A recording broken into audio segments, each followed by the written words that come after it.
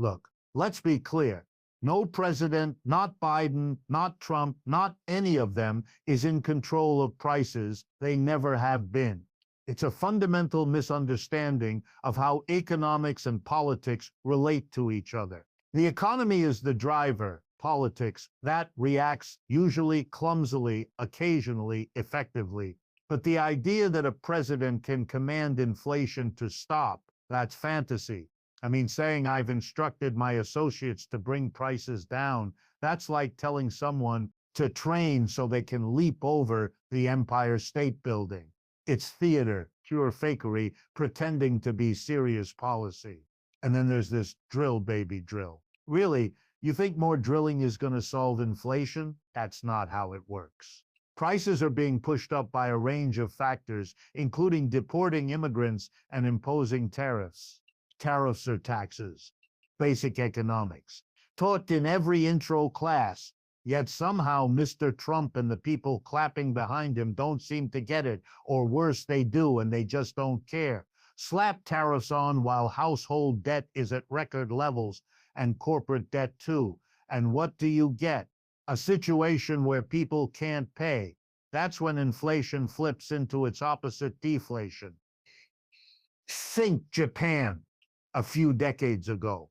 That could be us. So no, tariffs don't automatically lower prices. If anything, they might coincide with falling prices in a downturn, but they don't cause it. And if Mr. Trump wants to start a tariff program, he needs to explain how and why this will work now in a different global economy than when NAFTA was signed.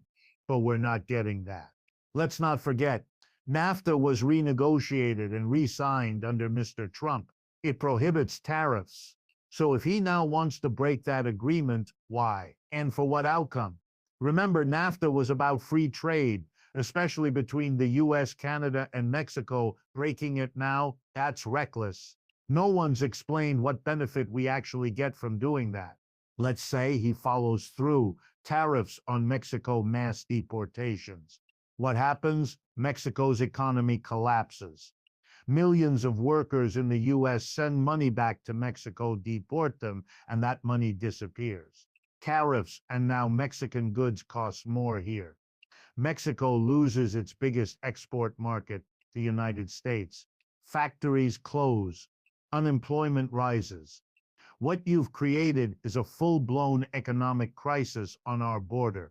There's an old concept in economics, the infant industry argument. It says developing countries need protection to grow. Tariffs make sense for them. Historically, the US did this too in the 19th century.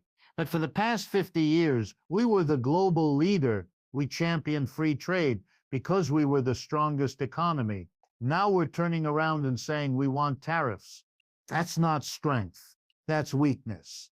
That's a declining empire trying to protect itself with 21st century tools in a 21st century economy. And while we do that, you know who's speaking the language of globalization and stability. China, Xi Jinping is giving speeches that sound like old US trade doctrine because they benefit now. And let's not ignore what that means. Investors want stability, markets want predictability. If the US is raising and dropping tariffs like a yo-yo, how do you plan a factory or a global supply chain? You don't. Already companies like Mitsubishi, Nissan, they're pulling back plans to invest in Mexico. Why? Uncertainty. And when investment dries up, so do jobs. Capitalism runs on confidence, not fairness, confidence. And what we're doing is creating so much unpredictability that it's killing the very investment that fuels the system. Here's the bottom line.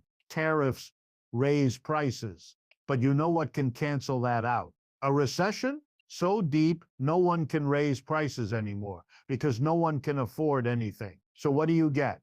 Layoffs, store closures, deflation, economic pain that spreads far beyond tariffs. And now globally.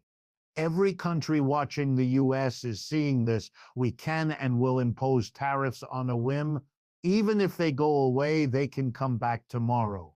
So what do? They diversify, they stop relying on the US, they look elsewhere. China, the BRICS nations, 60% of the global population. The US, just 4.2%. This is how global realignment begins, with chaos, with bluster, with poor economic leadership pretending to solve problems it doesn't understand.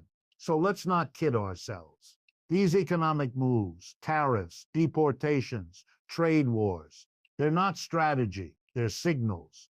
Signals that we are a country in decline, run by people pretending otherwise, and the American people, we're the ones left to pay the price.